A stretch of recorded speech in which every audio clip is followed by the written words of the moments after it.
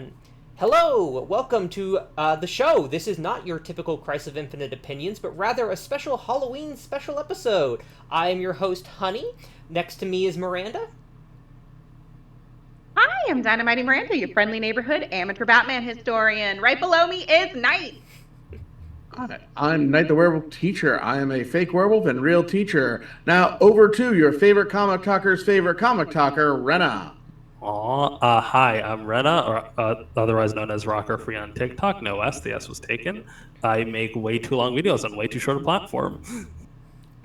Now, for this episode of the day, each of us have presented a PowerPoint presentation of some kind to talk about a special interest of ours.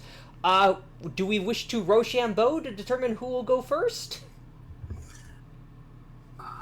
Sure. Nose goes. Okay, I guess I'm going first. All right. Welcome, everyone, to a thing that I talk about a lot, but I have created a scientific model for, and that's the model of alternate universes and how I categorize them, all right? And how each are specific. So first you have to ask yourself, what defines an alternate universe? And I have a pretty specific definition here. An alternate universe is defined by what guiding principle makes it differ from the main universe. That's how we are going to categorize all of them. And I've separated it into four basic segments here.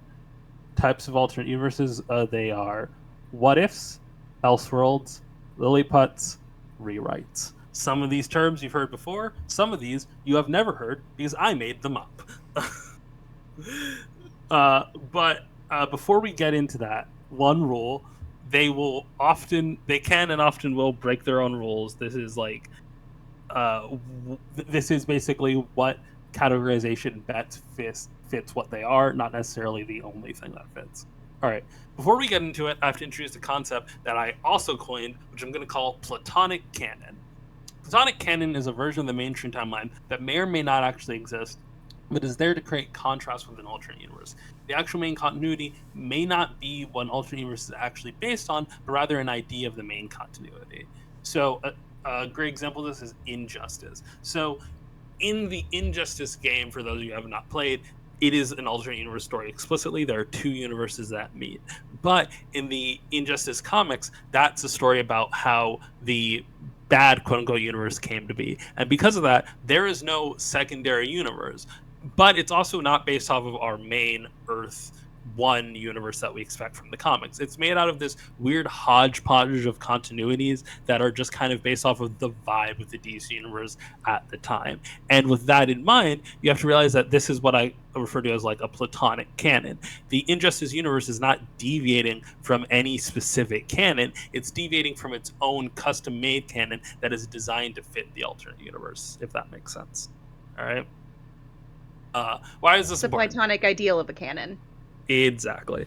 Platonic canon is important because there isn't a definitive version of any comic character. The main canon is only temporary, and even then, it's just a fragment of the general perception of the character. This is especially true in DC Comics, where people often compare, and I would agree, that Batman and Superman are less comic characters and more pop cultural characters. They are on the same level as like Sherlock Holmes. They transcend mediums, they transcend eras, they just are. And it would be kind of weird to tell someone that their view of Batman and Superman is wrong just because it's based off of something that isn't the current mainline comics as it is today.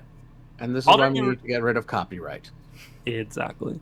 Alternate universe stories can often be running parallel to either outdated continuities or a distillation of characters from multiple sources. So this also is like, if they retcon something and the alternate universe happened before it was retconned, that can create an issue. But this is the interesting part here. By this understanding of a main continuity, I would argue some AU stories aren't even AUs, as they exist fully inside their own Platonic canon. So the examples I have here are All-Star Superman and Batman Son of the Demon. Okay? So this is a hot take. Bear with me here.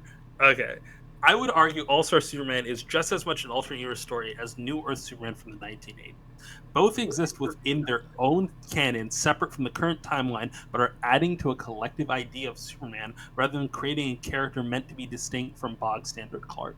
What makes All-Star Superman an alternate universe story? It's just that Superman dies at the end. Sorry, that's it.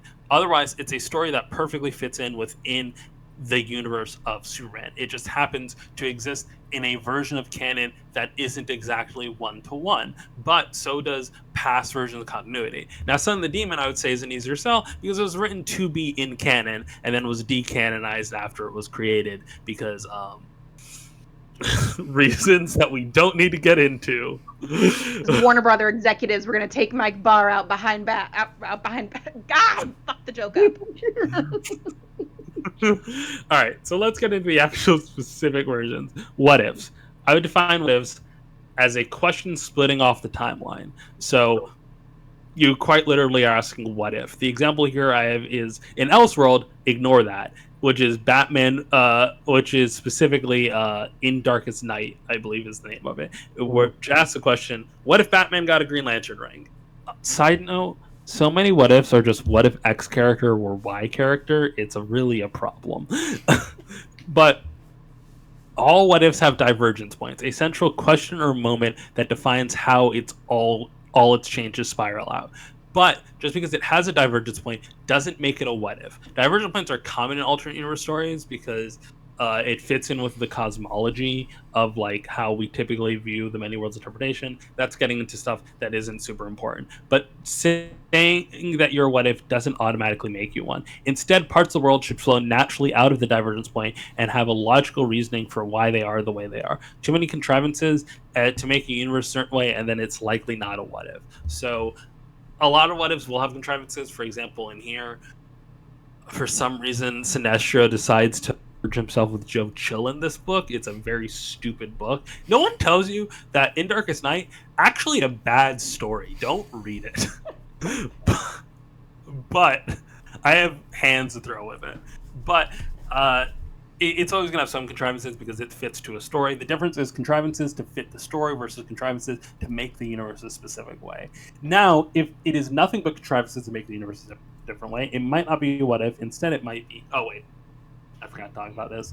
The real world universes. The examples I have here are Superboy Prime and Superboy Secret Identity. So, in these, I would argue they're what ifs of the real world, if that makes sense.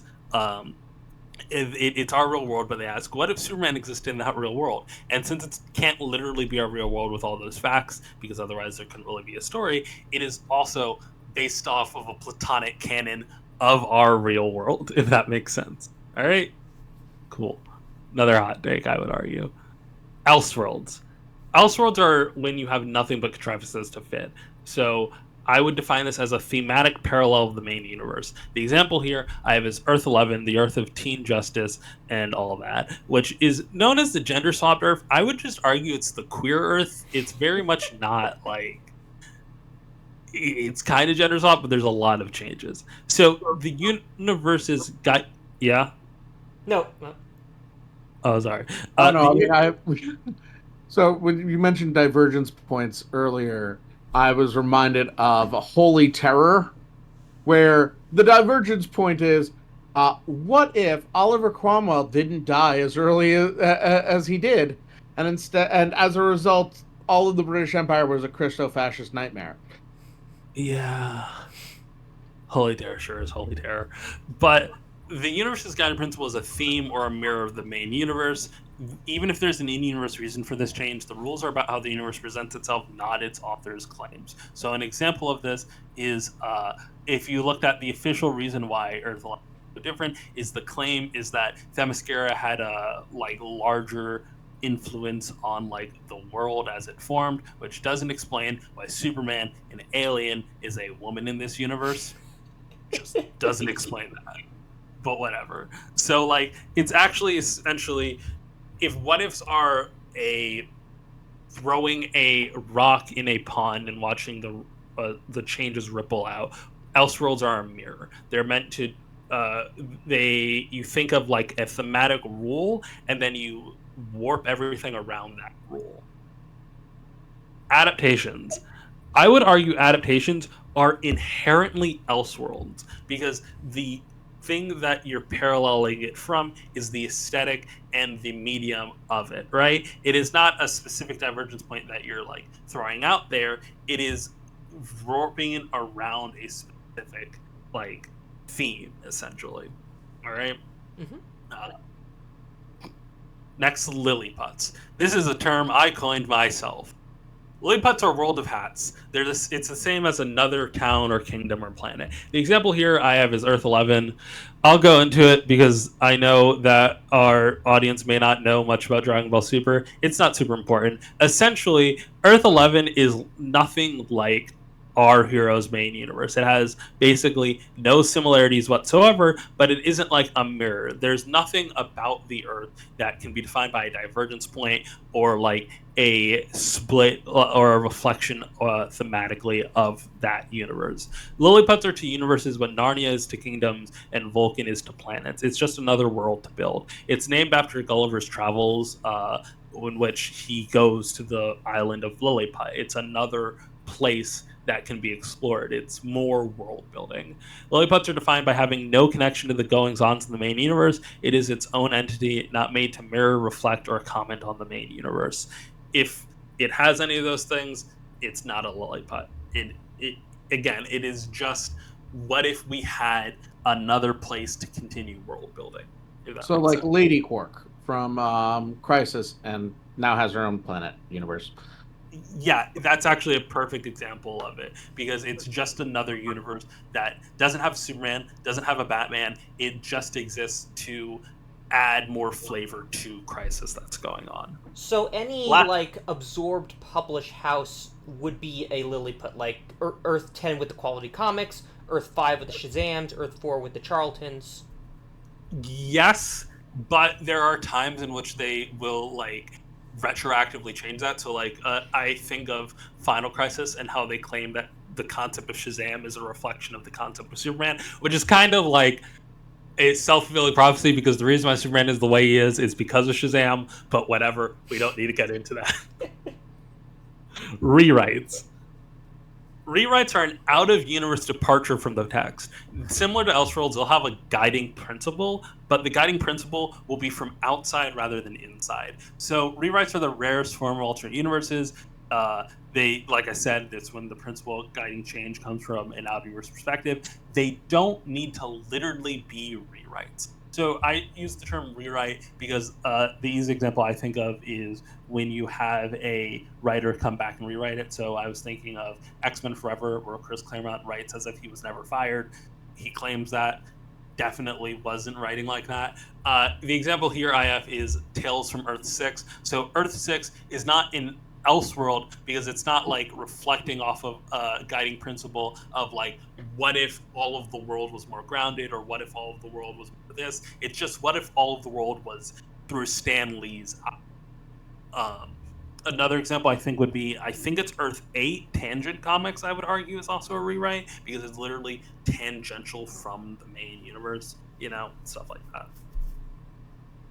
So I have them here. What if, the question splitting off the timeline, Elseworld, thematic parallel of the main world, Lilliput's world of hats, same as another town or kingdom or planet, rewrites, and how the universe departs from the text. Potential futures. All right, I want to talk about this because I initially was of the opinion that all potential futures were divergence points because it's literally like you go in a timeline and change that. I now disagree. I think you can have a potential future that fits in any of these categories. So Legion of Superheroes, I would argue, is a Lilliput. Nothing it's not an alternate timeline in which like some change happened. It is just what if we had more superheroes, but rather than putting them on another planet or putting them in another city, we put them in the future. Another example I have here is Sonic the Hedgehog 30 years later. I'm sure none of you guys have read that. It is in Elseworld because it's like any alternate future where it's like, oh, and 20 years later, all the kids were in the exact same role as like their parents. That's an Elseworld. That's just what if we made the same characters 20 years later. All right. And then I have here Future Trunks. Awesome. I love Dragon Ball.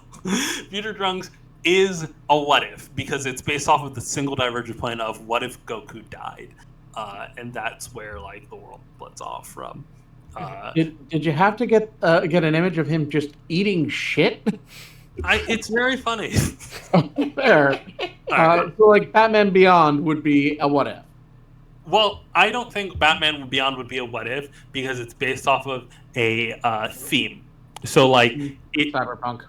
Yeah, like it is the Gotham in a cyberpunk world, rather than anything else. Like I said, you can have a divergence point and claim that you're a what if, but it doesn't actually make you what if. A great example of this is how the evil universe in Doctor Who is supposedly because the second Doctor chose a different form than he did when he regenerated, but that doesn't really explain everything. It's very much more vibes based. Elseworlds are vibes based. This is time for a little bit of audience participation, where you pitch me an alternate universe and I try and categorize. So here are our types. I'm going to hold my answer because my presentation is about a functional Elseworld, and so I want you to tell me what it is after you finish after I finish my presentation. All right. Anyone else have any? All right. I think I know my answer to this. Actually, no. I was okay. So my premise for this has always been, what if, every one of before becoming Robin, every single one of the Robins perished, and it was their grieving parents who became Robin, and also they ended up in a polycule with Bruce Wayne. I would argue that's an Elseworld because it doesn't make sense that Dick Grayson dying would instantly lead to Tim Drake dying. There isn't one specific point that ripples the question outwards. It's multiple changes to get you to a specific parallel of the main universe. If that makes sense. You got me? Mm-hmm. Oh, actually, I have one. This probably also I already know the answer to. This is a Elseworld, or this is the thing my girlfriend actually came up with, which is what a version of DC where everyone that debuted as a character pre-Crisis, all of them were erased, and only characters who were defined or established or created after Crisis existed. So there's Tim Drake, but there's no Batman. There's Anarchy, there's Azrael, there's Bane, but there's no Batman, there's no Nightwing, there's no Titans. This I'm throwing as a curveball. This is a rewrite because the defining change of the universe is not something that's a thematic parallel or something splitting off, but instead is specifically you making a choice based off information that only exists out of universe. You hear me? Mm-hmm. Rena, you got anything? Okay, so these aren't really pitches. These are real things that happened. I just want to know how you would classify them. What the fuck is Flashpoint? Flashpoint is Flashpoint is the perfect example of like an Elseworld that really wants to be a what if. You hear me? I thought it really wants to be a rewrite because its whole premise is based off of changing a lot of different canon based off of just what if he didn't die. Yeah, I know. What if everything sucked? What if everyone was evil and everything sucked? So, like, I think the reason why it claims to be what if because it's supposed to be claimed like Barry changed the timeline by saving his mom, but it's a whole bunch of changes that don't save his mom. But it is like, what if everything sucked? It is. You have a mirror of each universe where everyone's worse. They're the worst version of themselves. I don't think it's a rewrite because it's not like. There's one consistency there that I don't really think fits with rewrites. Okay. Yeah. All right. I have more. What is, I know that you haven't read it, Riddle of the Beast. It's a DC fantasy, but the characters are not themselves. Like, they are wholly unrecognizable from themselves other than some symbology. Symbolism, fuck. I don't know what languages would mean words. We're not friends today. I think symbolism is actually a core tenet of Elseworlds. I think, like, the more you read Elseworlds, the more you realize that there's a key part of that. But also, this is not a writing criteria. You can be really bad at being a what if. You could be really bad at being an Elseworld. It doesn't change what you are. What is Killing Joke? Because it got absorbed into canon, but it was originally conceived as an Elseworld. Aha. That you see, if you could be absorbed into canon, I would argue that you're part of the secret, technically not actually fifth one that is platonic canon, because Elseworld is only not canon because people didn't want it to be canon. As far as once you're in my heady space that all versions of Superman are just as canon as one another, similarly, just all versions of Batman are as canon as one another. So the Killing Joke can be a canon story. It just isn't because of rights bullshit. Mm. So this puts my least favorite versions of the One Bad Day book series in this category, and then the ones that I like, they're just platonic canon. Great. Well, like, it depends. I haven't read all the One Bad Days, but like, yeah, basically that's how I would argue. So I don't think platonic canon's a fifth one. Platonic canon is a theory of canon that is tangential to alternate universes, because I found a lot of alternate universes. We're not exploring them being alternate universes, you know? Like, there's non-canon and then there's alternate universe stories. I think those are two separate ideas. I have a doozy of a question. What is the New 52? The New okay, so like, if you wanted the New 52, you could argue it to be an Elseworld. You legitimately could, I think, because it's what if everything was gritty and stupid, but Flashpoint. but it is its own canon. It is trying to add. It depends on the book, because some books, like I think the reinterpretation of Lilith, is like fully Elseworldified, where like it's not actually a Lilith whatsoever. But like Batman is generally trying to play ball with other interpretations of Bruce Wayne in a way that alternate universe stories just don't, if that makes sense. You hear me? Mm-hmm. And then technically it's literally a rewrite. Like, that's what it is, you know? I'm curious about it in relation to present canon, because it's technically still canon, but it's technically not. So does that just make it a platonic canon, or is it retroactively turned into an Elseworld? No, I would argue it's still platonic canon, because, like I said, it's trying to coexist with other canons. Like, as much as 1980s Superman is, like, you wouldn't call 1980s Superman an Elseworld just because it's no longer canon. Similarly, I would argue the New 52 is not an Elseworld, even though it is no longer canon. Mm-hmm. Okay. So similarly, so now I'm wondering, though, if one would define these platonic canons that are distinct from each other as, you know, like pre-crisis to post-crisis, as sort of to each other they're Elseworlds, but they are just all also platonic canon. Yeah. Or rather, to each other they're rewrites, I suppose. I think for me, the difference is, like, if you met someone who had only read one version, like read New 52, or only read All-Star Superman, or only read like Son of the Demon, you wouldn't say that they have like a different they have a different interpretation character, but you wouldn't say that's a wrong interpretation character. But if they only read In Darkest Night, that's not Batman. Like, I think you are severely underestimating how rude I can be. If someone wants to tell me New 52 Tim Drake is like the true and proper Tim Drake, I will fight them in the streets. All right, please close your eyes while I set this up, because I don't want to. I want your surprise to be recorded. Well, just don't for posterity. share a screen yet until it's all set up. Well, okay, but here's the thing: I don't know how fair enough. Go from like slideshow to share screen without interrupting the slideshow. Not looking. Thank you. I will be a diva when the world calls for it.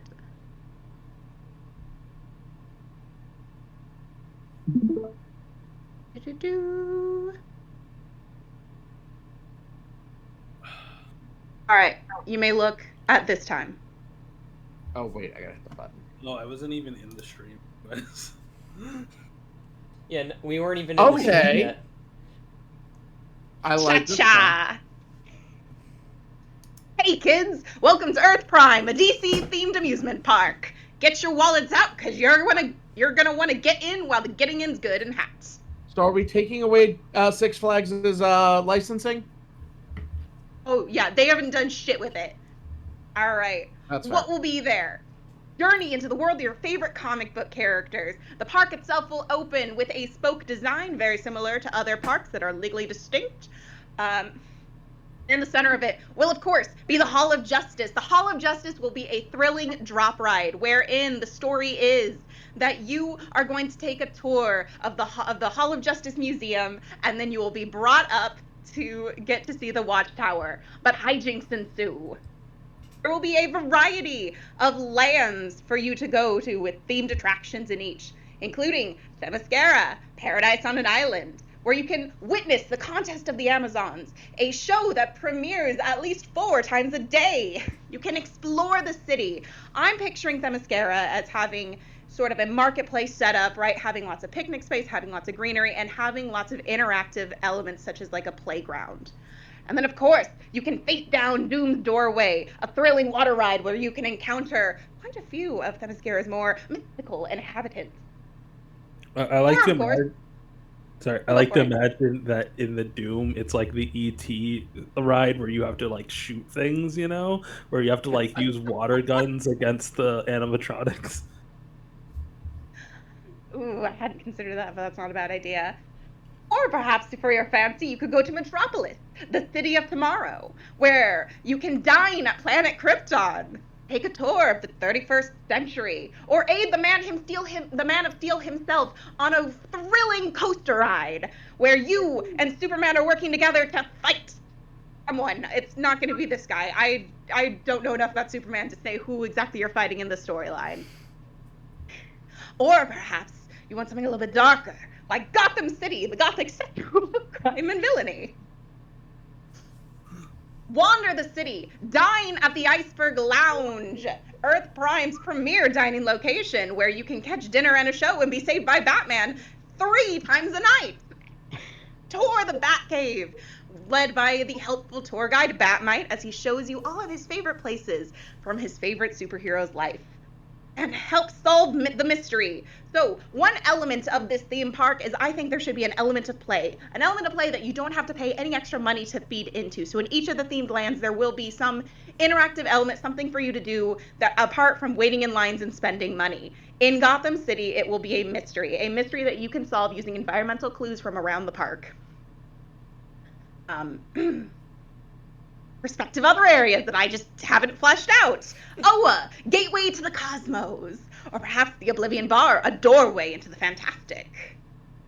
I'm going to take a picture with Detective Chimp.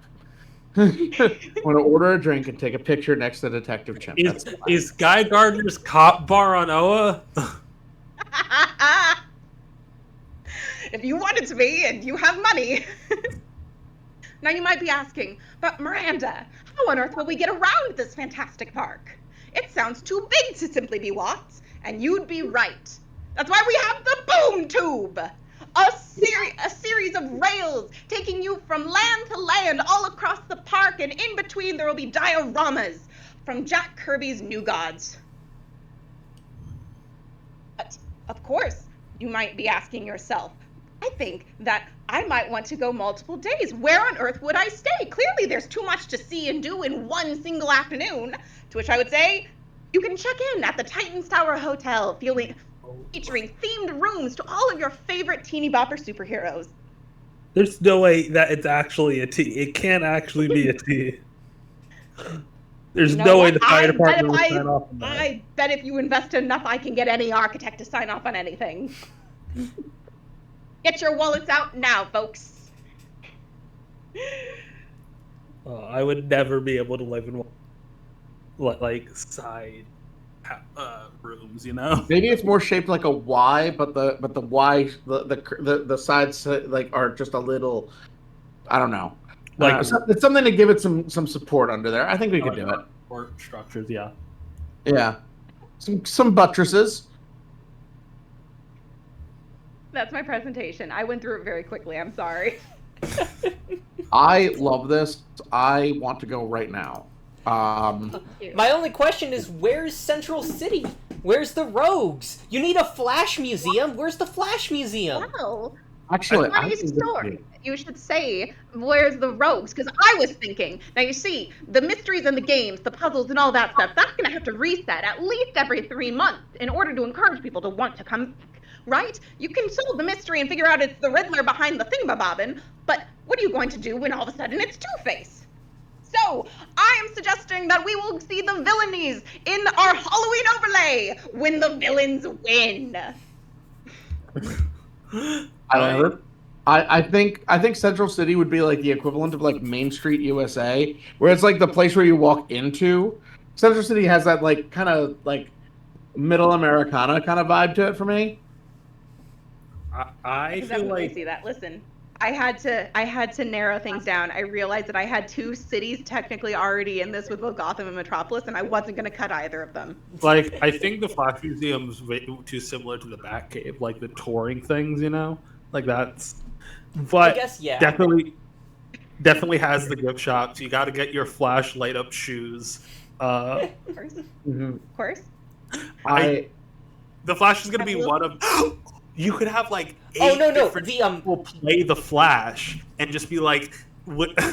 The main street that people walk in with has all the gift shops and all the different stores and restaurants. That's the street. Danny the Street. Oh yes, perfect. But I really like the idea of like you have like in other legally distinct theme parks, you'll have like characters wandering around, and you'll usually have like one per a shift. But with the Flash, you have just like 8 different guys, so he's always somewhere in the park. I love it. I love it. I love it. I love it. You have one thing I'm thinking about. So in other legally distinct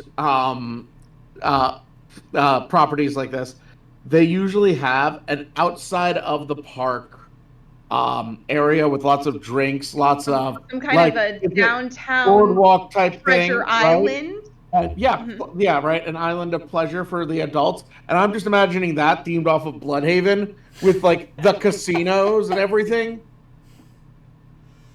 No, that would obviously be Paradise Island. That like you would have like the pleasure areas of that like. was already built into the thing because of the adventure part.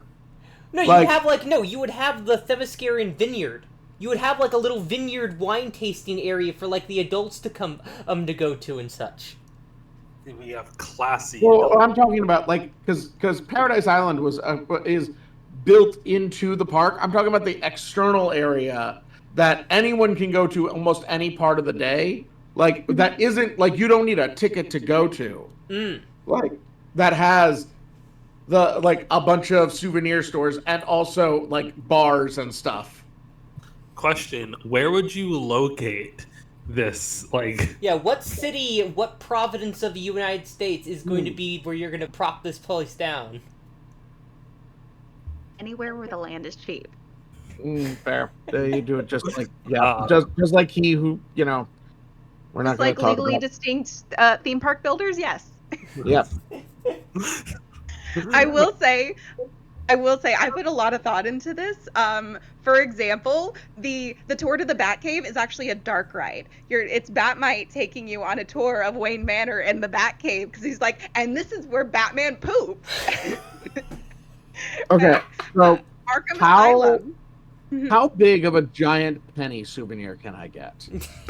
How big of a giant penny? Well, there are a variety of sized pennies. There's, of course, an unusually large penny, which is about the size of a pocket watch. There's the big penny, which is going to be about like the size of a pizza, of a pizza. And then there's going to be like the $2,000 penny that's the size of a man that you have to roll out yourself. I was thinking like it could be an inflatable one that's like that you can like put up on your lawn like a giant skeleton or others like lawn ornament thing. But you're saying about Arkham Asylum? Arkham Asylum is a haunted house. I was picturing it as something similar to a Meow Wolf exhibit, right? Where it starts off normal and then it gets really fucking strange the deeper you go into it. Maybe it could be based off of Living Hell, where you enter the ride as somebody being sent to Arkham as a patient, and so then you have like a scene where like Jeremiah like does a testing and then sends you off to one of the rooms, and like you end up like being you see like all the other inmates before you go put it into your thing, and then it's dark, and then it's like the light things up and the Joker is your cellmate. Oh God, yeah. Spooky. So, what is the Earth 4 project? I've mentioned this a couple of times now in various passings on my TikTok as well as on my social media accounts. It is the full length of it is called the Earth 4 project. For speed, I'm just going to be referring to it as E4 or Earth 4 for the majority of the situation. So what is... If I knew how to actually do WPS properly, this would look a lot nicer. What the Earth 4 project is not a fanfic, a British TV channel, or the first Windows version of Entree Tours, the original data entry program that Mick McFerrin wrote into his dissertation work back in the late 1980s. Those are all things also labeled Earth 4, or E4.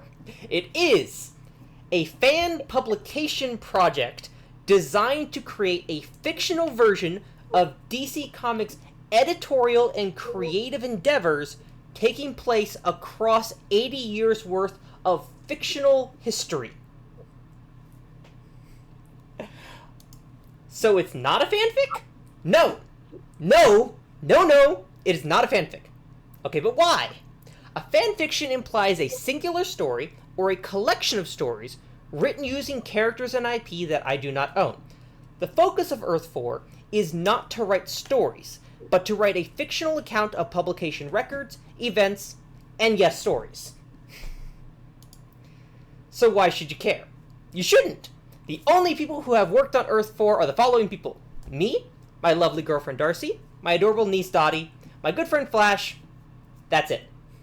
If you even know about Earth 4, it is because I have info dumped on you in private, or possibly in public, possibly against your will, even. Wait, there's a wiki? Yes.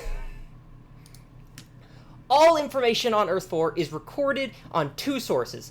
A very lengthy, extremely lengthy, WPS sheet spreadsheet, which I can get into and show you at another time on here as well, and a 11,000 page wiki on fandom.com. It is actually even more than the acadendum point there. It is now longer than 12,000 pages on this wiki. Does this mean I, or you, the unwashed masses, can edit the wiki? Yes, but also no.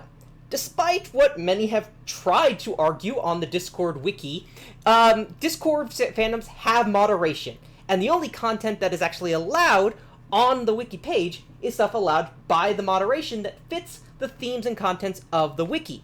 As I am the sole editor of the wiki, I get to decide what fits the themes and content of it, which is the stories that I've come up with for the Earth 4 wiki. So you can technically edit it, but only if I give the approval.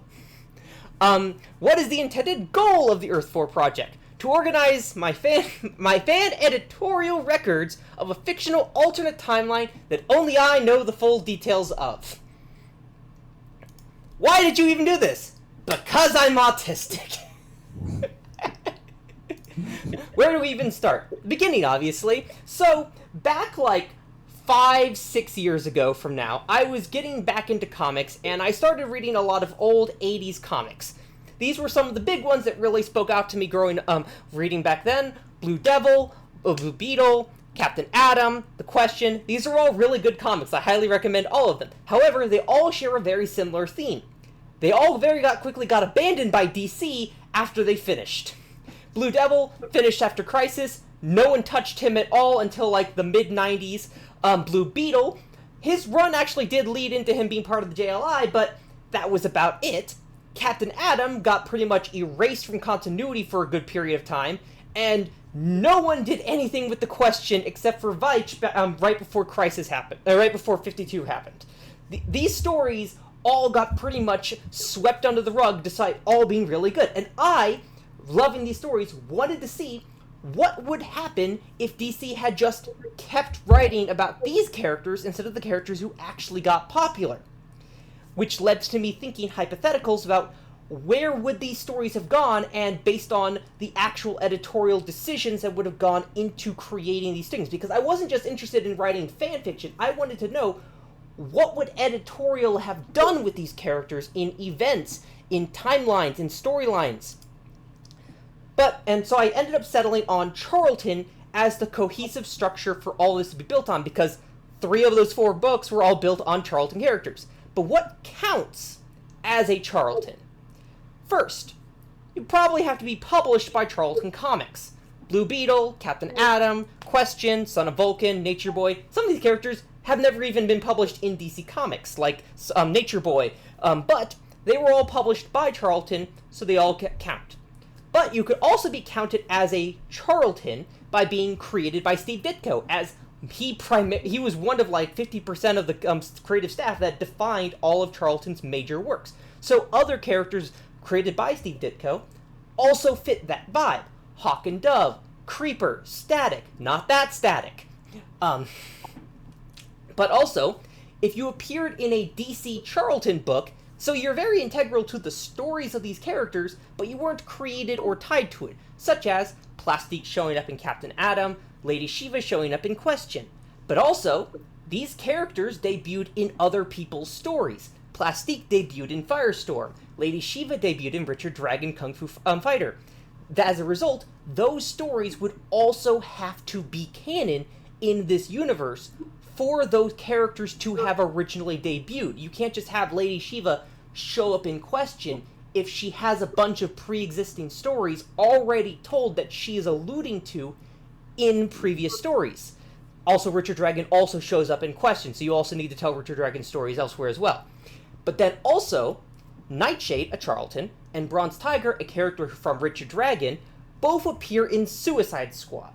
And Suicide Squad is very much its own thing, but is defined around using a lot of villains from other people's stories. I'll get into more on that on a later slide. But also, if you just fit the vibe that all of these other characters have created. Blue Devil was originally pitched as a book that would have been drawn by Steve Ditko. The Justice League International feature heavily OCs that are only defined within their own book, and Charlton characters that vibe with those OCs. Or just Azrael, because I like him. So what doesn't count as a Charlton? For starters, anyone who's the Big 7.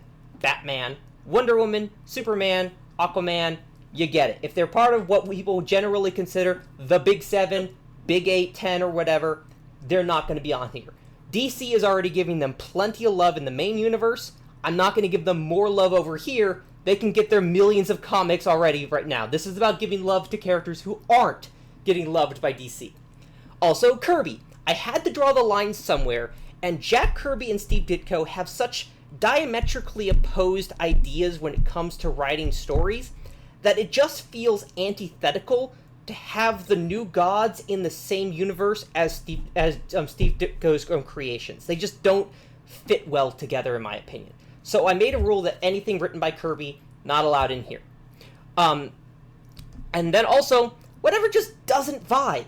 Swamp Thing and Animal Man are lesser-known characters who only really got love in, like, the New 52 when they got that big push, but they're also the big characters of their little corner of the universe. And there are other characters like Black Orchid, Beast Boy, Vixen, and such, who actually can fill the same niches and roles those characters had, who could deserve to actually have some nice stories told about them instead.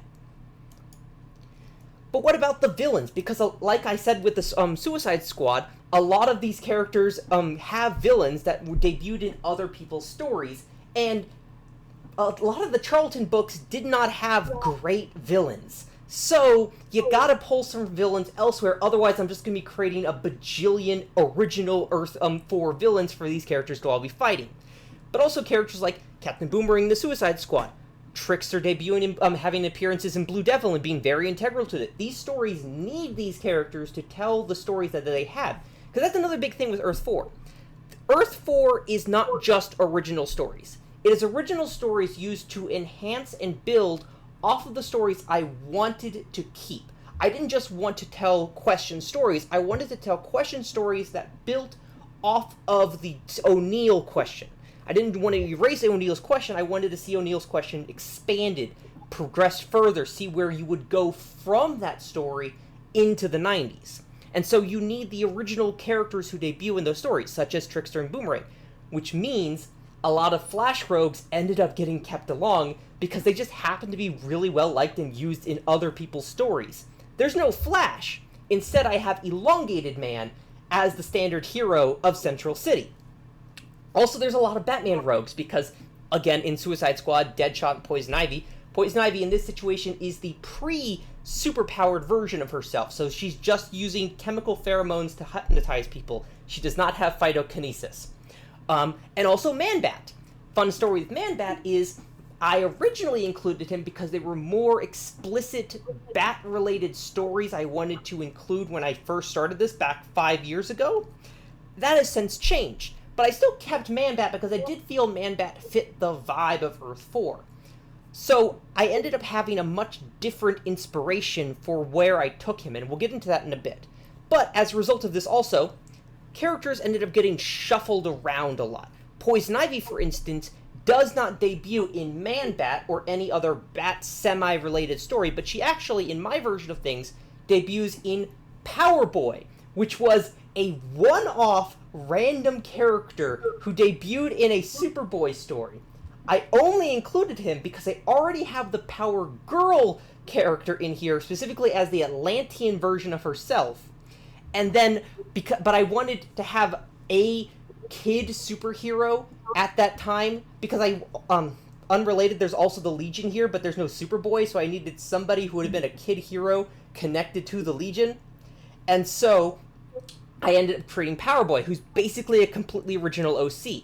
And Poison Ivy ends up debuting and getting involved in his book instead. Now, some characters, like I've just mentioned, are going to be very familiar, but they're not going to be who you think they are. Such characters will be like Huntress. Huntress has some of her similar things that she has in pre-crisis and post-crisis. In her version of things, her father was the police chief of Gotham, who had a vendetta against Man-Bat, who ends up dying, and Man-Bat gets framed for his death. And so she becomes a vigilante to get vengeance and kill Man-Bat, and ends up becoming a superhero in her own right after that kerfuffle gets resolved. And then becomes a school teacher, getting her education as a teacher, and it has the same basic stories that she ended up having right after post-crisis, where she was having her own original stories in New York City. Similar, but not the same. Other characters will have their stories preserved, but changed to fit the characters that happen, such as War of the Gods. It still happens because I actually have a lot of characters in Earth 4 who are related to the Roman god pantheon. And so, the War of the Gods event was something that I really wanted to do, but I just needed to really shake up and change what the central focus and dynamic of that storyline was about to suit the new characters who'd be taking center stage. Instead of it being a battle between the Roman and Greek gods and a civil war of such in that situation, it was actually a battle between all the different pantheons, deciding with the new millennium coming along the corner, who would be the defining pantheon that would rule over humanity in that new era. Other characters would be completely changed to suit a new need. I specifically wanted a character to fit Namor's role in the Fantastic Four, as well as to fill the niche in Atlantis. And so I ended up taking the Aryan character and really enhancing and developing him, giving him a similar story in the very beginning to Namor's original debut story in the Fantastic Four, and then building him up into a character fighting for revolutionary change in Atlantis against the literal god king Neptune, believing that Atlantis should be ruled by Atlanteans, not a god, and it's a whole thing of its own right. So this sounds a lot like fan fiction, right?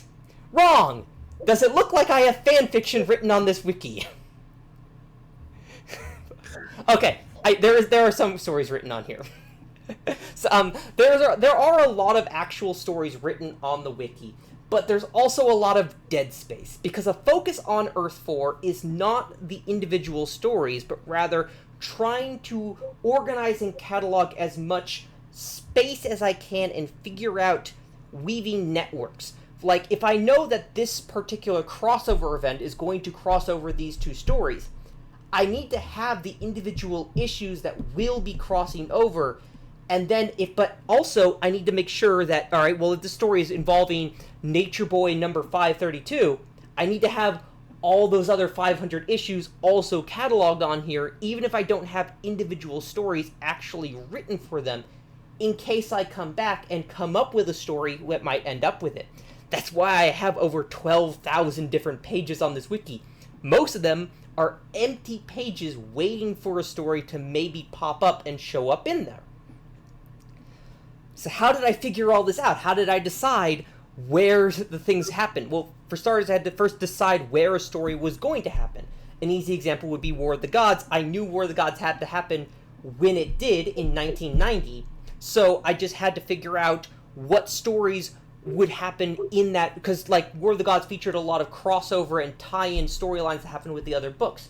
So I had to figure out, okay, what runs had tie-in storylines to War of the Gods, and if some of them didn't exist anymore, like Flash doesn't exist in this universe anymore, so what book is going to be running in the same time period as Flash, having an issue that coincides with the exact time period when War of the Gods Flash tie-in issue happens, and then I take that issue and I decide what that story is going to be.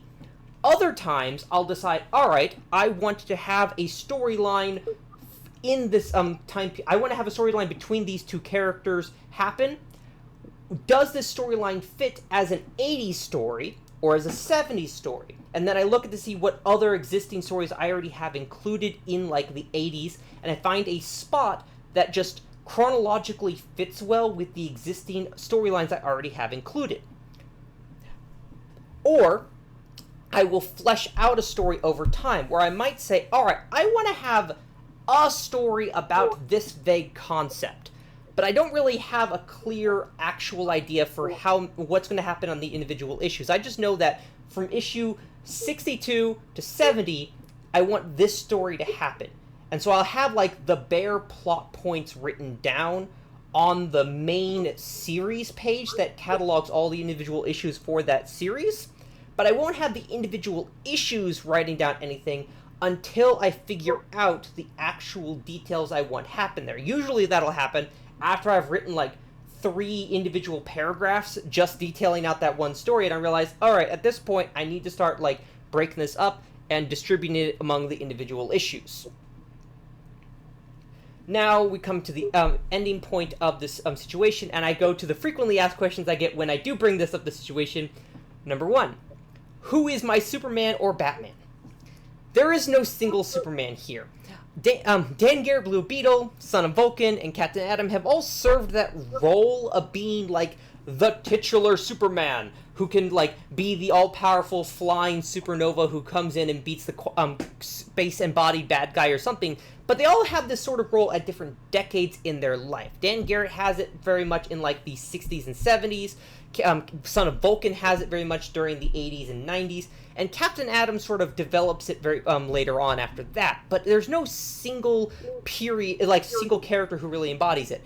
And while Man-Bat functionally serves as my Batman, he is closer to the Hulk. Because a big thing also with Earth 4 is that I had to take inspiration elsewhere.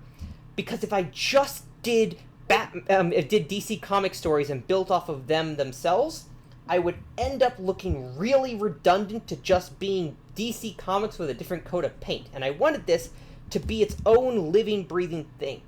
So I took a lot of inspiration from Marvel Comics and how they structured their stories and spliced them over to it. So a lot of Man-Bat stories take a lot of direct inspiration from Hulk stories, because I felt the relationship Kirk Langstrom has with the Man-Bat serum was very similar to the relationship Bruce Banner has with the Hulk transformation. Now, what is the hardest part about working on Earth 4?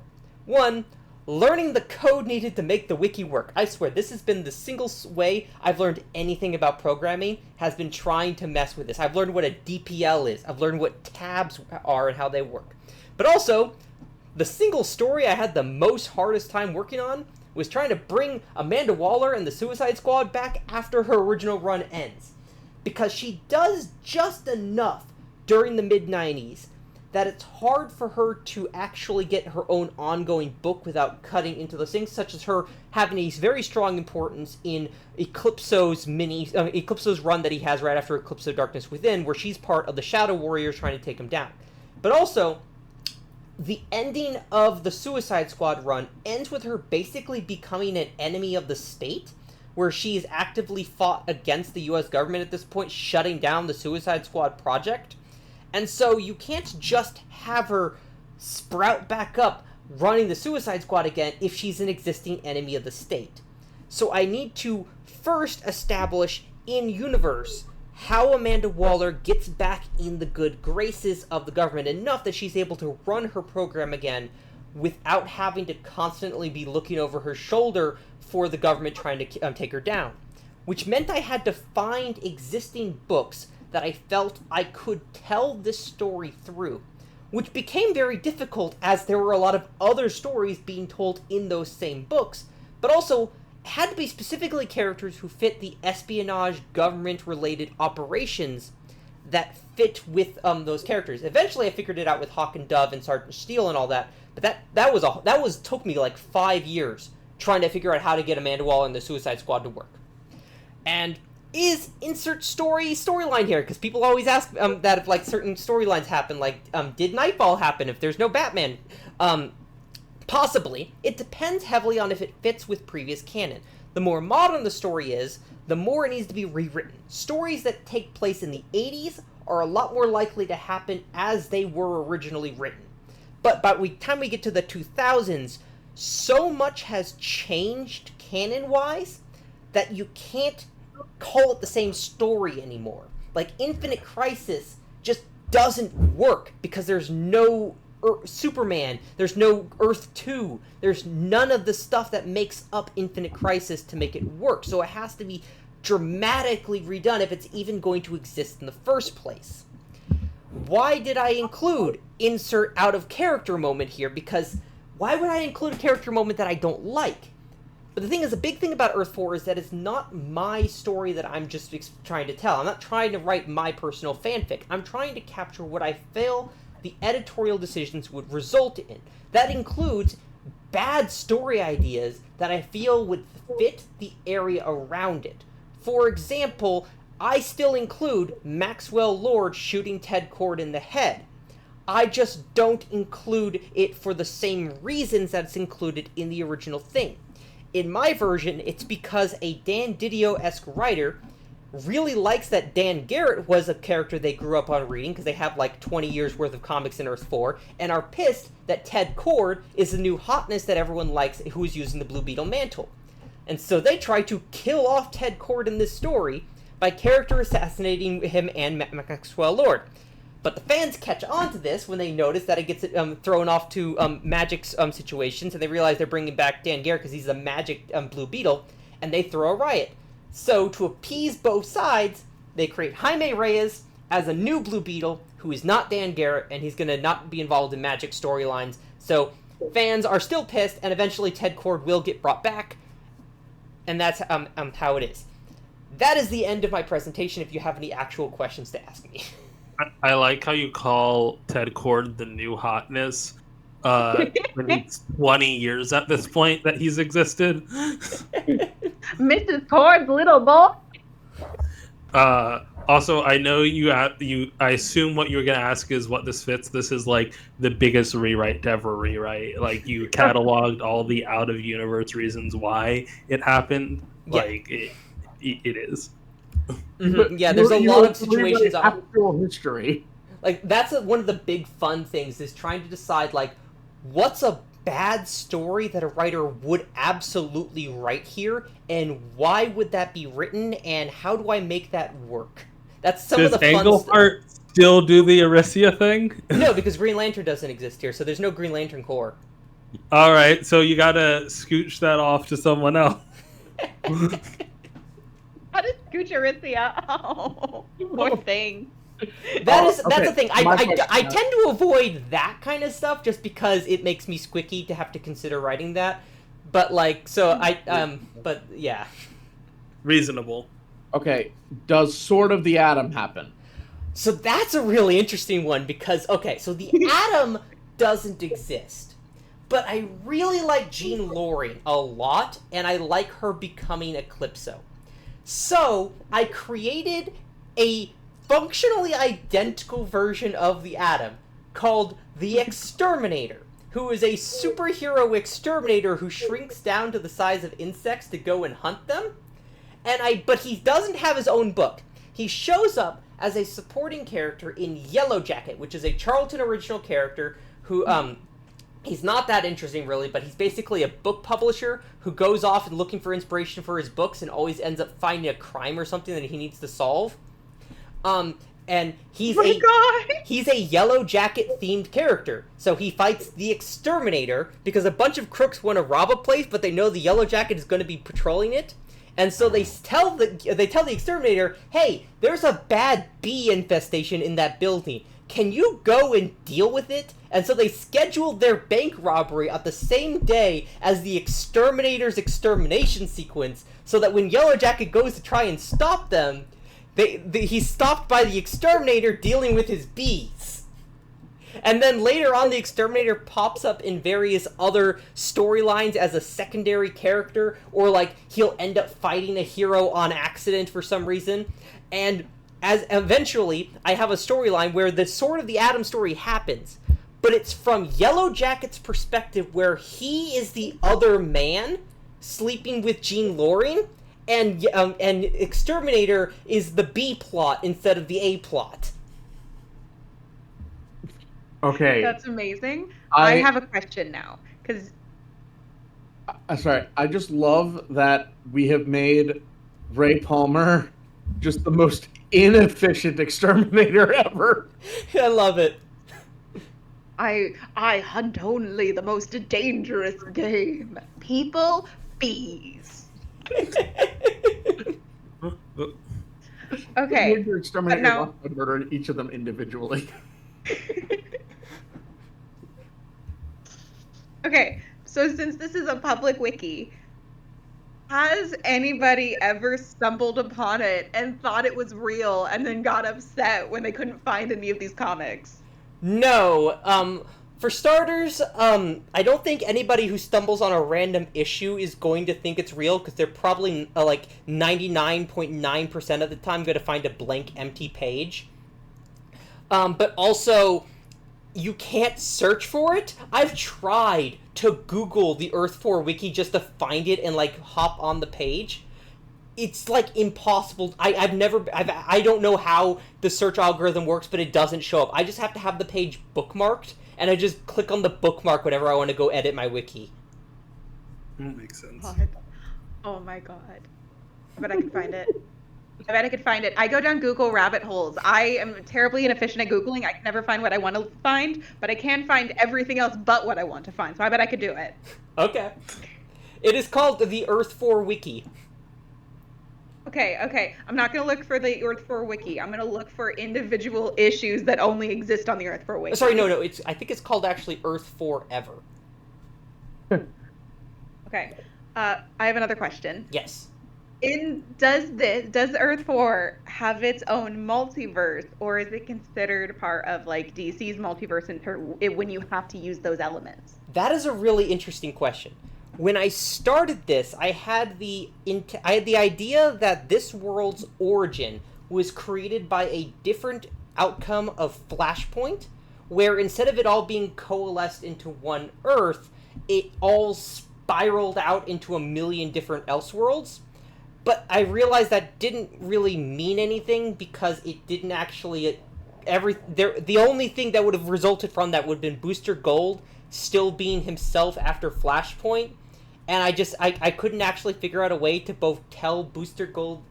It was created too much of a weird grandfather paradox situation where I was trying to write a story from the actual Earth Prime Booster Gold in my Earth 4 situation, and I just didn't care for that anymore. It got way too messy. Also, I had one other random idea that Reverse Flash still survives and ends up in this world, but there's no Barry. And so he ends up trying to compete with the Elongated Man, and so he eats Gingold Root Serum to try and be the reverse Elongated Man, but he's one of the people who's allergic to Gingold Root, so it just kills him. Oh my god! That also got scrapped. It doesn't happen. That story also got scrapped. But there is a functional multiverse in Earth 4. I took heavy inspiration, actually, eventually, from the antimatter universe. I really liked using it as a storytelling device because evil mirror foils are a really fun narrative storytelling device. And so it resulted a lot in very fun characters and concepts I would create. Like, there's just a lot of fun ideas, but also it became very useful as a way to introduce characters that I could not create an otherwise realistic reason for existing. For example, in Suicide Squad, there's a character named Duchess, who, plot twist, is secretly Lashina, one of the Furies from Apocalypse. There is no Jack Kirby here. There are no new gods here. But I needed to some way have a situation where there is another world that this character can exist from, that they can take the Suicide Squad to their other reality. So I had Duchess be an Earth 4 counterpart of an OC character I had already created called the Persuader, who is a present-day gender-swapped heroic counterpart of a Legion of Superheroes villain also called the Persuader. Who is... so that situation happened. Also, I don't know if you're going to ask about this, because Justice League International has Mr. Miracle on it, and he's a big integral part of the series. I ended up actually doing a lot of integral work fixing up the Trickster, and he ends up actually very quickly becoming a weird anti-hero roguish character in the early 70s and 60s, and basically ends that, because this is another thing I will do on Earth 4. I will take an existing person's publication history and replace that publication history with another person's book. So the Mr. Miracle books all got redubbed and relabeled Trickster, with Trickster's own individual, so Mr. Miracle got 8 issues before his run came to an end. Well, instead, the Trickster got 8 issues that coincided at the same beginning and end point that Mr. Miracle's books did. And also, as a result, the Trickster ends up becoming the Mr. Miracle on Justice League International, alongside Blue Devil as his Barda, where the two of them are now roommates in LA, trying to make that work, and Blue Devil is very grumpy about it. They're not actually married, it's just very funny. Okay, so you mentioned before that Infinite Crisis happened, but you also mentioned that Crisis on Infinite Earths didn't happen. Okay, so my question is, how does the naming convention evolve of Crisis being a marketing term? Okay, so Infinite Crisis, I have no idea what's up with Infinite Crisis yet at this moment. I barely touched the 2000s because I still am... The thing is, I can't really work on the 2000s until I've actually mapped out, the 80s and 90s completely, because so much of the 2000s is going to be dependent on, sequels and storylines that are built off of already existing stories in the 90s. So I have to, I can't work on the 2000s at all, really, until then. There is a Crisis version for Crisis of Infinite Earths, though. It is instead called Crisis of Infinite Futures, where it is about... Rip it's Hunter... Zero. It's 0 hour, right? No. It's kind of, but not really. Rip Hunter is actually a big character over in this version of things. He has a long run that goes from the 60s to the early 80s. And also there's various other instances of time travel, such as the Legion of Superheroes, and Abracadabra and all that. And so there's various time travel phenomenons happening all over the place, And by the mid-'80s, time is starting to break down because too many people are fucking with the time stream. And so the Time Trapper, who is actually a servant of destiny, has decided to try and fix reality before it shatters, and recruits Rip Hunter as well as a bunch of other heroes, and they go on a big goose chase to try and fix everything. And they end up failing, and time ends up rebooting itself into a new reality that they end up having to go to, which is kind of dark, and it's a world where the nuclear Armageddon is about right around the corner and everything's going to blow up. So they have to go on a separate wild goose chase to find a time machine used by the god Saturn to control and manipulate time, to use that to basically reset everything all over again and return and try to find Destiny's own book and rewrite the book of Destiny to fix time. It's actually a really interesting story. I've got the overall skeleton of it, but none of the actual flesh and blood and muscles written into the story yet. Okay, I have to ask, just because you specifically brought up Bane, how does Bane get created? Because Bane was created as a foil to Batman if there is no Batman. From an editorial perspective, how does Bane exist? Okay, so Bane does exist in Earth 4. That is primarily because Bane is a lot of O'Neill's inspirations end up taking place in Earth 4, even if Batman doesn't. And so Bane, a big byproduct, a big creation of O'Neill's, ends up coming in here just as we got to include Bane. But yeah, there is pretty higher. We originally intended to just do Nightfall with Man-Bat, and I had this whole cool mental image of him, instead of breaking Man-Bat's back, stabbing his wings through a gargoyle stalactite or something. But that ended up getting scrapped just because it just felt like I was just doing Nightfall with Man-Bat is the role, and it just didn't really work in my opinion.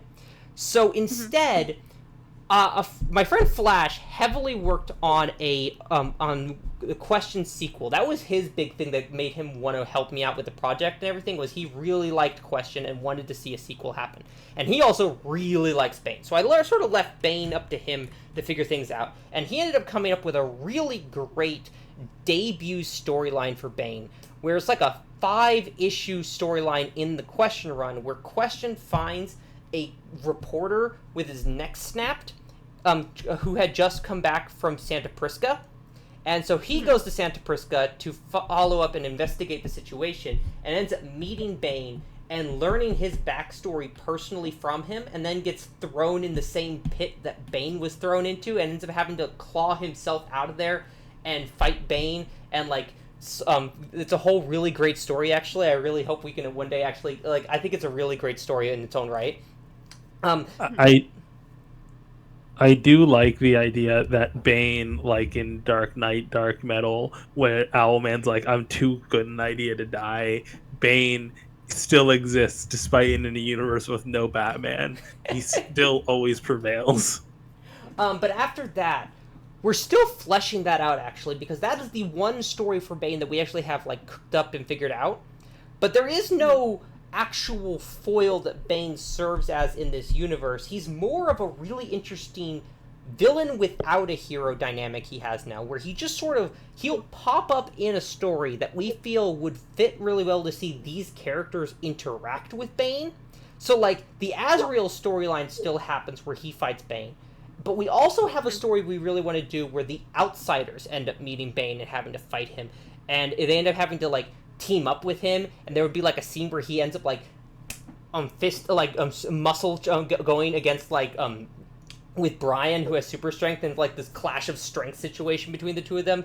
There's a lot of various instances of this situation would be really cool if we included Bane here. Let's see if we can fit it chronologically with Bane's overall story. And there's sort of just a meta story of Bane overcoming his addiction to Venom and becoming his own actualized person through other people's stories, rather than being a foil that's direct to Batman.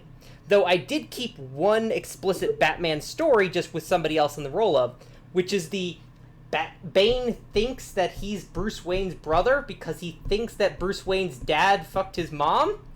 Instead of Batman, I want you to guess whose father was a licensed doctor who traveled the globe doing humanitarian aid, and who you think is who Bane mistakes for his brother in this situation in Earth 4? Ted Court. No. Ted Court's dad is an engineer, not a doctor. Oh, I don't know enough about the Charlton character. Damn it!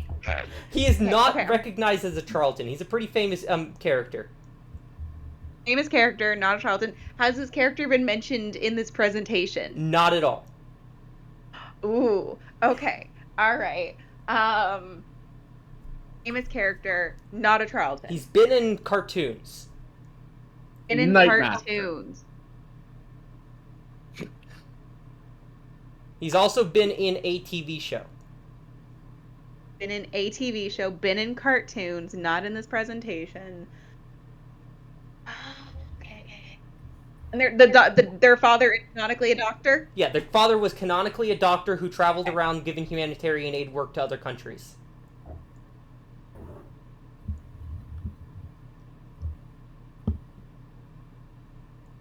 Is it Cyborg? You're close. It's Beast Boy. Oh, okay, that makes sense.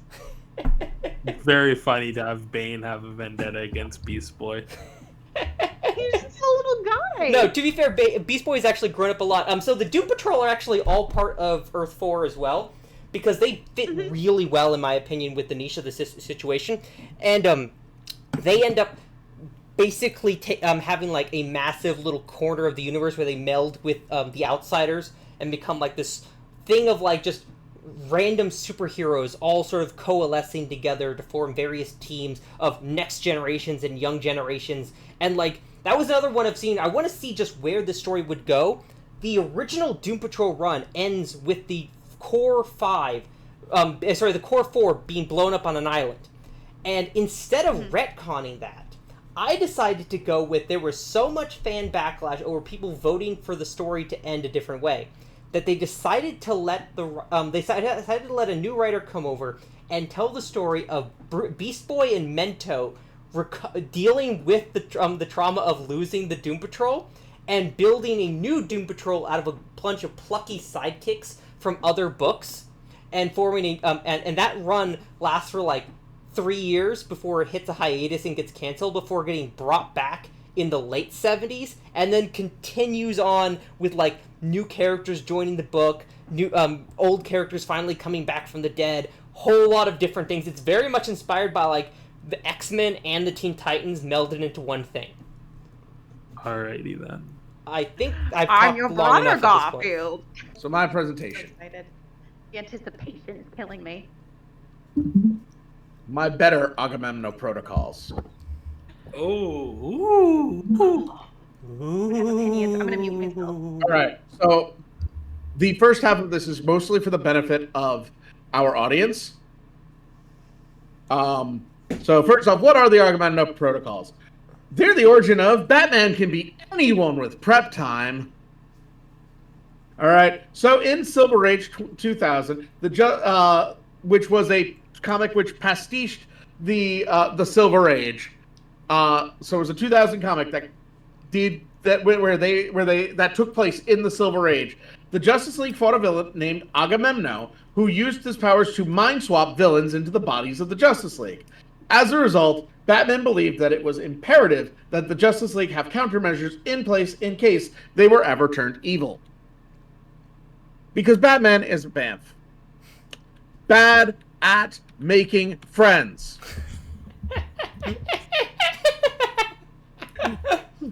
By the way, this image is from Tower of Babel. Oh, I recognize it. That's the moment that the Waynes are being dropped. Okay, so what are the actual protocols? So in Tower of Babel, they got stolen by Ra's al Ghul and used to stop him from turning the world dyslexic. Wait, so Tower of Babel is a literal title? Yeah. Oh, yes, it is. He first takes away their ability to read, and then eventually he takes away their ability to communicate at all. Yep. Yeah, no, he wanted to turn basically, the idea was that he could create a cull of the world by causing everyone to miscommunicate so bad that he creates 1,000,000 international incidents. People can't read signs and end walking into the demilitarized zone and restarting the Korean War.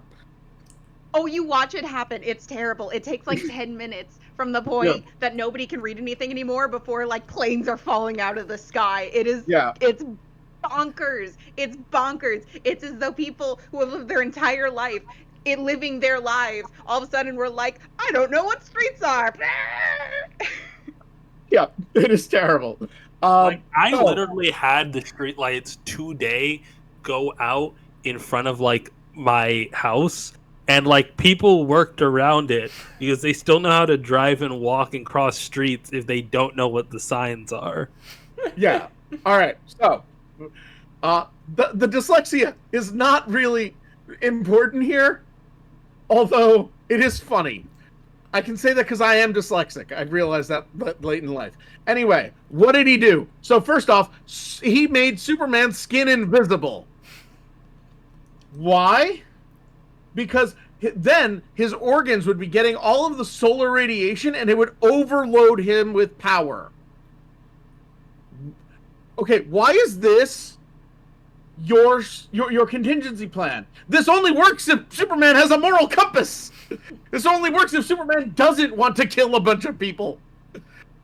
If Superman is evil, he's just like, oh, sweet, more power.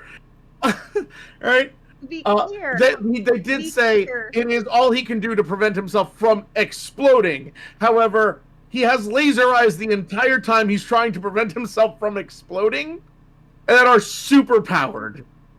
Okay? To be fair and balanced, he does not intentionally turn Superman's skin invisible. He uses an experimental rock. He uses red kryptonite, which I'm fairly certain he experimented on specifically to get it that close. Oh, no, he doesn't. No, he doesn't, because he specifically says that he engineered it. He scientifically engineered a false kryptonite that would do something bad, but it wouldn't technically be lethal. Oh my god, that's worse. I also want to bring up that the concept of red kryptonite causing weird, random stuff to happen to Superman was long since abandoned in DC continuity at that point. This was the story that brought that as a concept back. This was not precedent this is like trying to reference something that had been decanonized. Yeah, okay. So, I'm like, Bruce, you have green kryptonite? Which Superman gave you? Superman literally gave him a kryptonite ring. He knows about the kryptonite. He knows about the green stuff. All right. So then Wonder Woman sticks her in a simulated fight with an enemy that will just like just constantly go on until she has a heart attack. Aquaman says he doesn't know what to do with Diana. This is what he means. Yeah. Special formula fear toxin to make him hydrophobic. All right? This is back when Aquaman was more amphibious than he is now. He needed water like every couple of minutes. He nearly died of dehydration. I knew that it made him hydrophobic. I thought they meant like the scientific one. No. He's terrified. No. He has to be. Martian Manhunter has to mind whammy him to believe that he's in a desert in order to get him hydrated. Like, for those who don't know, hydrophobic means like your body repels water, not necessarily that you're afraid of water. Yeah. And then the Flash. Turbo epilepsy. Why? Seizures cause brain damage, or can cause brain damage. Let me synthesis. And you decided to give him seizures at light speed. What happened? Batman never liked the West Boy, did he? Also, this one hinged on him shooting Flash with a bullet. Yeah. Which is like, if you can hit Flash with a bullet, you can just hit him with a normal bullet. Also, like I'm just like, this started with a body snatcher situation. What body are you leaving Wally West to come back to? And that's not invaded by a supervillain. And then the mission ended, and we finally gotten Flash back in his body. He's a vegetable. Green Lantern gaslighted him into blindness. Kyle Rayner refused to sleep with his ring on for fear that his nightmares might be brought to life by the ring. Bruce's plan was to slip Kyle's ring onto his finger while he was sleeping and whisper a hypnotic suggestion into his sleeping ear to make him believe he was blind, and then the ring would take care of the rest. Now, honestly, this is probably the best one. I'd honestly still keep this one. No, this one doesn't... Because when he took off the ring, he got his sight back. The problem here, honestly, is, Bruce, when a friend confides in you that they are afraid of, of something, don't plan to do that exact thing to them. Also, I would like to preface this also is hinging on the idea that whoever possesses Kyle would also have nightmares that they would not want to be wearing the ring. These people would probably have no concern or care at all about the damage that wearing the ring while sleeping would do. Yeah. I'm so confused on how Well, then the blindness still works. Also, that requires him to be... Batman is bad at making friends. Martian Manhunter used nanites to make his skin into self-igniting magnesium. What's that even mean? He catches He fire. lit him on fire. He lit him on fire for hours. I know what self-igniting magnesium means. I don't know how you use nanites to do it. I don't know. Little nanobugs turned his skin into magnesium. No. Anyway, how do you whisper to someone, "You're blind," it and should then they be wake noted. up blind? Also, It should be noted at this time in publication, John's aversion to fire was largely psychological. He's got PTSD. Dick move. Also, again, Right? doesn't matter if he's been brain swapped. Yeah, I will say this one matters slightly less because I will say if I were brain swapped into Martian Manhunter's body, I will say suddenly being on fire would stop me.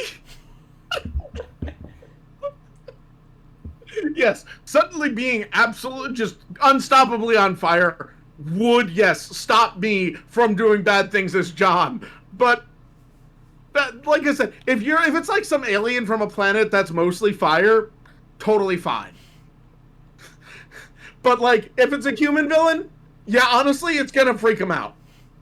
Like, so yeah, because once again, Batman is bad at making friends. Plastic Man, another actually fairly reasonable one. Froze him with liquid nitrogen and then broke him apart with a hammer. That one's... this is the only one that isn't really horrific. So how do we fix this? I have come up with my own, I think, better Agamemnon protocols. Superman. Call his mom!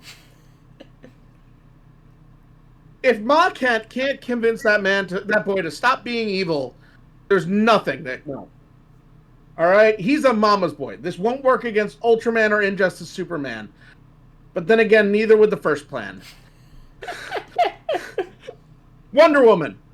Call her mom. If Hippolyta is not on your side in this one, consider that maybe you are the one who has been turned evil. I don't know, Hippolyta's been doing evil stuff too now and then when bad writers are writing her. True. I mean, also historically, Hippolyta hasn't been able to do shit to turn Diana's head. This is true. Look, Batman and I both don't know how to counter Diana. All right, Flash, call his rogues. All right, I estimate a 2 out of 5 chance they actually stop him temporarily. A 1 in 5 they talk some sense into him. 1 in 5 they kill him. That one's not ideal. Or 1 in 5 he gets away. This is like something that I think they do in the Dark Multiverse one with the Flash, where he just steals the Rogue's weapons and uses them against Barry. Yeah, but because the thing is, the Flash's rogues, they act like coworkers, even to him. They're like, our job is to commit crimes. His job is to stop us. You know, like if he goes evil, that is gonna mess with things. All right. So call his rogues. All right. Green Lantern. Honestly, the Kyle situation works. I think it would even have worked on Hal. No, it wouldn't, because you would still have to be able to, like, get into his lair and find a way to whisper sweet nothings to him while he's sleeping. Hope he doesn't wake up while you're doing it. And also, you're gonna need to do it for multiple days to get it actually conditioned into his mind that he's blind. That's not gonna work! To be fair, his lair at the time was a shitty apartment. That wouldn't be Kyle's. That's Kyle's you have lair. Multiple rings to do the work. If you're turned evil and you have the Green Lantern powers, you would just build an Emerald Palace orbiting over the Earth. If you turn evil and you have the Green Lantern powers, you wouldn't have the Green Lantern powers because that's not how the ring works. If you body possess Green Lantern, you don't have the willpower to use the ring. It just doesn't work. It's a glow stick. That's all. I'm sick of writers not getting that. What if? But what if, Rena? What if Green Lantern gets body swapped with a toddler, the most willful creature on Earth? Okay, so my next option, my next escalation, if turning him blind doesn't work, is to call Oa and find out if they have some kind of Lantern internal affairs. If they had that, Emerald Twilight wouldn't have happened. Yeah. I mean, they did, and then he I mean, they did, and that's when Emerald Twilight happened. Actually, that is the one problem with this one is that you just give Hal Jordan more rings. Yeah. Aquaman, call his wife. She started as an assassin, sent to murder him. I think she'll have this handled. All right. Manhunter. I actually struggled with Manhunter. I forgot. All right. I was like, is setting on fire really the best option? Okay. I'm also assuming kind of turned evil most of these. Like, hypnosis. The solution to turned evil Martian Manhunter is to call his husband. And then I was talking to some students actually. What we originally were like, strobes and loud whistle noises just overwhelm his brain with senses. It's almost like fire, but he's not actually physically on fire, which is at least a plus. And then I remembered that he's addicted to Oreos. No, actually, the solution is to physiologically addicted to Oreos. The solution is to trick him into looking into Bart Allen's mind, and then he has to deal with being inside an ADH-riddled speedster's brain. No, my solution is Oreos. I realize this. This is where I realized that I have Bruce Wayne money in these situations, and so you need Bruce Wayne money. You just need $20. No. What I'm suggesting for this one is to buy Nabisco and stockpile Oreos. Have an entire factory that does nothing except fill warehouses with Oreos. Oh, like the U.S. cheese reserve, only yes, Oreos. like the U.S. cheese reserves, just for in case of emergency Oreos. Just for, hey, John, I know you have the powers of Superman and also psychic and the ability to transform yourself. How about instead of taking over the world, you have all these Oreos? Okay. Oh, and then he gets all strung out on Oreos. Now, Batman, in recent comics, I've always asked, well, what's Batman's contingency plan for himself?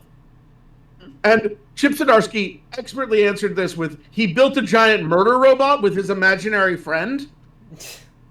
Now, other iterations have said that the League is his contingency plan for himself.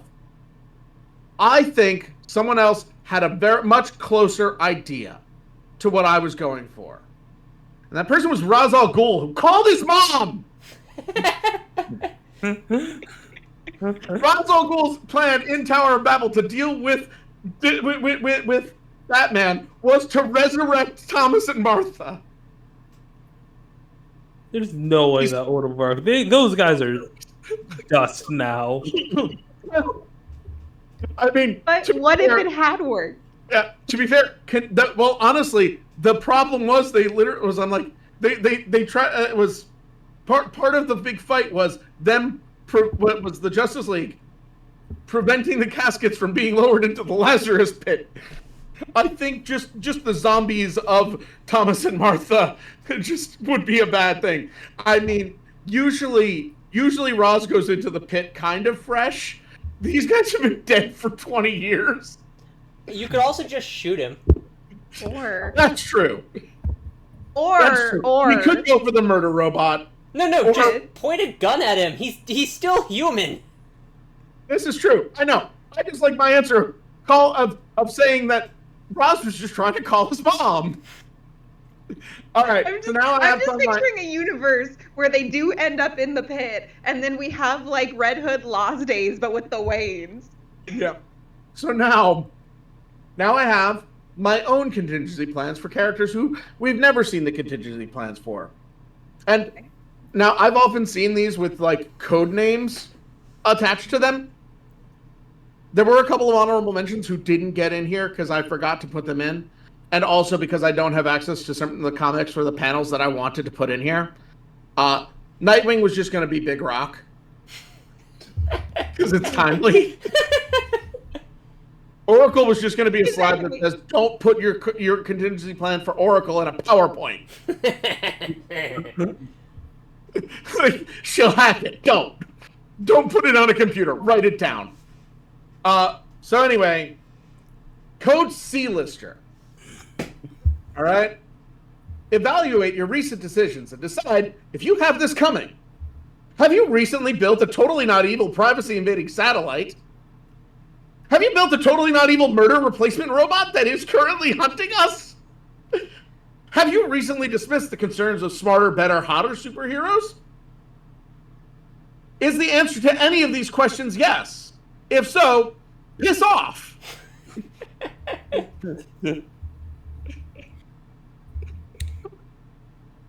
Basically, Booster Gold for what happened. Booster Gold. No, for what happened in Infinite Crisis, Ted Kord can be a little evil as a treat. Did you not see what happens if Ted Kord doesn't die in the whole Dark Multiverse? Yes, I did. That's coming up actually. Okay, so next Code Archangel. Azrael, as we know, is is an incredibly Catholic character, and he is very proud of his faith. While his faith is unassailable, his training by the Order of San Dimas provides another avenue of attack. The Order of San Dimas is a splinter group of the Knights Templar that venerates a living saint. This practice of venerating a living saint is deemed heretical by the Catholic Church. Additionally, the Knights Templar were also formally dissolved by the Catholic Church in 1307. I forgot to finish writing this slide. Armed with this knowledge, the plan is to then inform Azrael that he's a Protestant. Monster! Oh, you're as bad as Batman.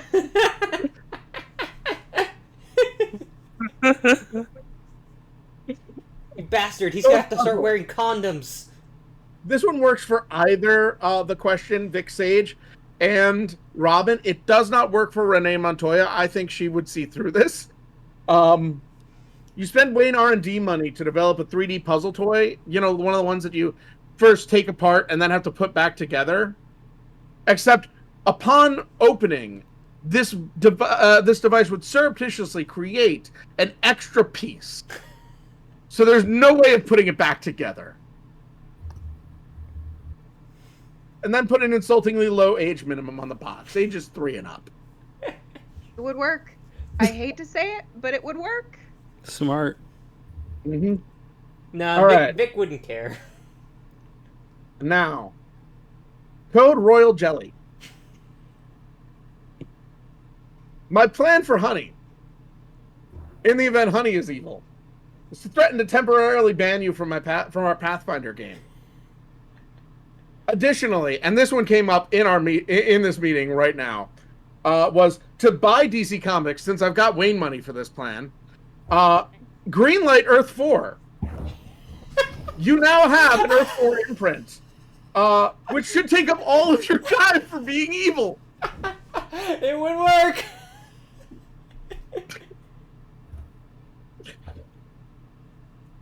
Code Igneous.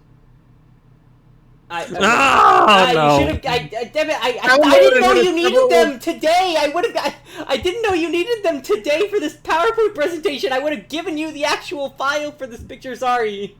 I just decided to do this today. Download and edit several of Rena's videos, and make it seem as though you actually enjoy Tales of the Dark Multiverse. I enjoyed one Tales of the Dark Multiverse, and it was Blackest Night, but all the others are just. I would have given you the raw files if I knew you were going to need them for this one. It's fine. And finally, Code Hadrosaur. Go back to school for paleontology, discover the weakest, most pathetic-looking dinosaur, and then threaten to name it after Tim Drake. Alternatively, new plan, since I already bought DC Comics, greenlight a story where the New 52 Tim Drake permanently replaces canon Tim Drake. You monster. You utter monster. Guys, I think we need to vote Night out. Yeah, I agree. Well, no, actually, no. If he's going to give me Earth 4, I think I'm just going to let him get away with all this. Oh, so because you get bribed, yeah. We all have to suffer. Yes! I think we need to do just like the Justice League does, and we need to hold a vote. Night, go wait in the conference room. We're going to do this in the hallway. I wish we had a conference room. That would be nice. All right. I do have to ask, because we heard your contingency for Batman. We heard Honey's contingency for Batman. Rena, what is your contingency for Batman? Oh, that's difficult. I would just call the Robins. I'm sure, like, if you just get enough Bat family members to throw at Bruce, he's going to lose eventually. You know, that is another theory as to what his contingency plan for himself is. Like, not just the Robin. You overwhelm him, but you dig deep. You get Betty in there. You get Harold in there. You get all of the dogs. I got all of them. You got Harper. You got, like, all of Batman Incorporated. You just throw all his supporting cast at him until he quits. You threaten an orphanage, and then at the orphanage, everyone in there has blue contacts and black hair dye. No, the ultimate contingency. If Batman has turned evil, you call the Joker. Because the Joker is now morally obligated to be good, to be the counterpart to Batman. And so now the Joker is the only one who can defeat evil Batman. They sure shouldn't make an entire franchise about that. Well, thank you everyone for joining us on our very indulgent PowerPoints. We hope you have a happy spooky month or Halloween. Happy October. And with that, where can they find you, Honey? You can find me on TikTok at Shared Comics. Free. I don't remember. I'm changing the profile name as we speak. Actually, you can also find me on Twitter at HoneyHam17, and also you can find me here on the YouTube channel at Off the Shelf. Miranda, where can they find you? Hi, you can find. I am DinoMightyMiranda on TikTok. That is Dino as in dinosaur, Mighty as in Mighty Mouse, Miranda. That's my name. Don't wear it out. I'm your friendly neighborhood amateur Batman historian. Or I have a podcast, The Sidekick, spelled SEIDKICKS. You can find it on Spotify. You can find it on iTunes, wherever you like to listen to podcasts. Night, where can the people find you? You can find me on TikTok as Night the Werewolf Teacher. Screen name Werewolf Teacher. You can also find me at all those addresses at Werewolf Teacher on TikTok, Tumblr, Instagram, Threads, regrettably Twitter, and Reddit. Those said with a great deal of shame. And you can find me at the TikTok page Rock Our Free, no S, the S was taken, as well as I stream 9 p.m. EST on the Ash and the Fantastic Friends YouTube and Twitch channels. You can find it by looking up Ash and the Fantastic Friends.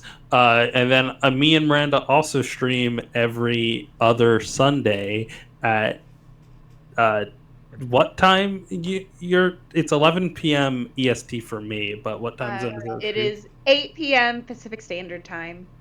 Yeah. So you can find us then. DinoMightyMiranda's TikTok channel, and that's all she wrote. All right. Thank you. Scary superhero, something, something, something. I always forget the song.